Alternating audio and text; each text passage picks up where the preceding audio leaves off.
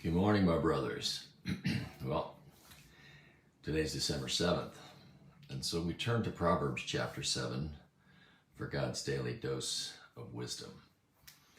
You know, and as we're reading through Proverbs, Proverbs 5, 6, and 7 are dedicated to King Solomon, warning his sons of sexual sin and sexual temptation, of immorality.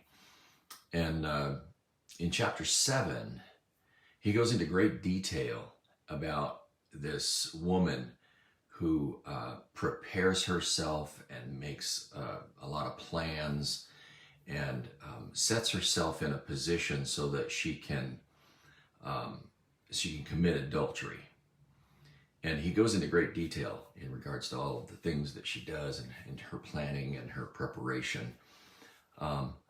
And I thought to myself, I wonder if there is an insight here as to how it is that the enemy prepares and strategizes and tries to entice us to get us to sin, just in a general sense, not necessarily in a sexual temptation kind of a way, although the chapter is definitely focused on that. But I was wondering if there was some sort of insight that we could gain by looking at her preparations, and quite frankly, I couldn't find anything. And so I got down to the end of the chapter, and as it turns out in most cases, the simplest lesson is always the best lesson.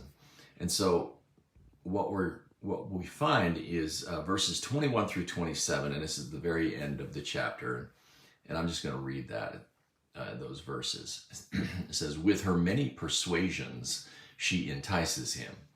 With her flattering lips, she seduces him. Suddenly he follows her as an ox goes to the slaughter, or as one in fetters to the discipline of a fool." Interesting turn of phrase there.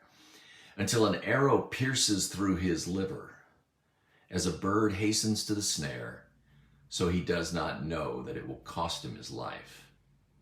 Now therefore, my sons, listen to me, and pay attention to the words of my mouth.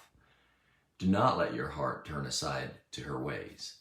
Do not stray into her paths. For many are the victims she has cast down, and numerous are all her slain. Her house is the way to Sheol, descending to the chambers of death." The lesson that Solomon is espousing here in the end of Proverbs chapter 7 is the simplest lesson, that sin is going to cause death. It's going to lead to death. But in every situation where there is a temptation, where there is enticement to sin, we always have some sort of participatory element, don't we? Because in Proverbs chapter 7, verse 8, before all of this preparation and all of the description of what it is that she prepares in order to entice him, in order to tempt this individual, verse 8 says, "Passing through the street near her corner, he takes the way to her house." In other words, he put himself in a position that he was going to allow himself to be tempted. It's very difficult in the heat of the moment, in the heat of the temptation, to try and figure out a way to escape that situation, because you're on the enemy's turf. You're already there. You're already in the midst of your temptation. It's better if you decide ahead of time, I'm not even going to go there. Brother Gary made a great point the other day when he said that there's signposts, or there's areas in our life where we know where we are weak, and it's best if we recognize those and simply decide ahead of time not to go there.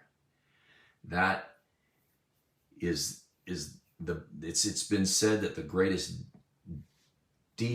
best defense is a great offense.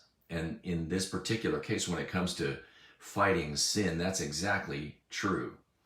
To decide ahead of time that you're not even going to go there is the great offense, to protect you from even getting to that point where you could be tempted.